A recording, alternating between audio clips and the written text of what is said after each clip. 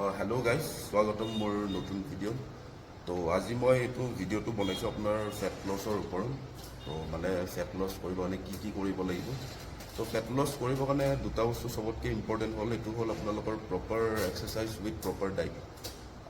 আগৰ কেইটামান মই ভিডিঅ'ত আপোনালোকক দেখাইছোঁৱে যে বেলি ফেট কমাবৰ কাৰণে কি এক্সাৰচাইজ কৰিব লাগে, সেইটো আপোনালোকে ফ'ল' কৰিব। আৰু তাৰ লগত ধৰক মই যোনটো ডাইট প্লেন হয়, সেই ডাইট প্লেনটো আপোনালোকৰ লগত এতিয়া মই শ্বেয়াৰ কৰি আছোঁ যে কি কৰিব লাগিব। তো আহক আমি আৰম্ভ কৰোঁ। তো ফাৰ্ষ্ট অফ অল মৰ্ণিং যেতিয়া উঠিব, মৰ্ণিং উঠি আপোনালোকে গ্ৰীণ টি বা এক কাপ কফি ল'ব পাৰে। তো আপোনালোকেতো মৰ্ণিং যদি এক্সাৰচাইজ যায়, তো আপোনালোকে গ্ৰীণ টি এক কাপ খাই বা কফি এক কাপ খাই এক্সাৰচাইজ কৰিব যাব পাৰে।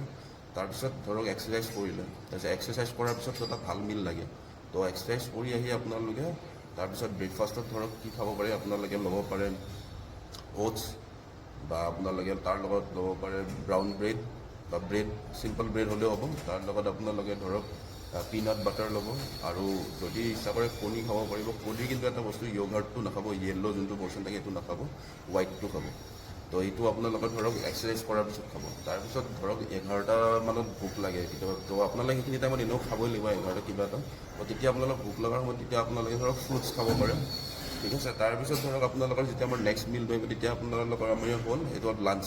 তো লাঞ্চত আপোনালোকে কি খাব লাগিব। লাঞ্চত ধৰক আপোনালোকে 2খন ৰুটি ল'ব পাৰে, বা 2খন ৰুটি খাব পাৰে, বা ব্ৰাউন ৰাইচ খাব পাৰে। ব্ৰাউন ৰাইচ খালে ভাল, আৰু মানে আপোনালোকৰ কাৰ্বছটো নাবাঢ়ে, সেইটোত আপোনালোকৰ যে ফাইবাৰটো থাকেতো, তো সেইটো খাব পাৰে। তাৰ লগত আপোনালোকে ভেজিটেবলছ ল'ব পাৰে, তাৰপিছত দালি খাব পাৰে আৰু চালাডছ খাব পাৰে।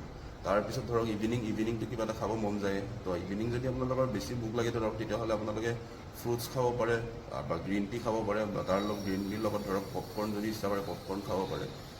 তো এইখিনি। তাৰপিছত আপোনাৰ যেতিয়া ডিনাৰ, আমাৰ ডিনাৰ মেইন হ'ল ডিনাৰটো তেতিয়া যদি ভোক লাগে, ভোকটো লাগিবই, কাৰণ ৰাতিটো আপোনালোকে ৰেষ্ট ল'ব লাগিব, তো আগতে এটা ভাল মিল হ'ব লাগে।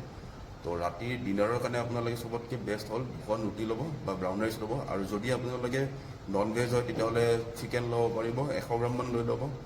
আৰু যদি আপোনালোকে ভেজ হয় তেতিয়াহ'লে পনীৰ 100 গ্ৰামমান লৈ ল'ব। আৰু তাৰ লগত ধৰক আপোনালোকে ভেজিটেবলছ খাব পাৰিব, চালাডছ খাব পাৰিব। এইখিনি আপোনালোকে কৰিব, কিন্তু এটা বস্তু, তাৰ লগত খালি এটা বস্তু সদায় মনত ৰাখিব যে তাৰ লগত প্ৰপাৰ এক্সাৰচাইজ লাগিব, তেতিয়াহে এই ডাইট প্লেনটো কামত দিব, নহ'লে আপোনালোকৰ একো কামত নিদিব।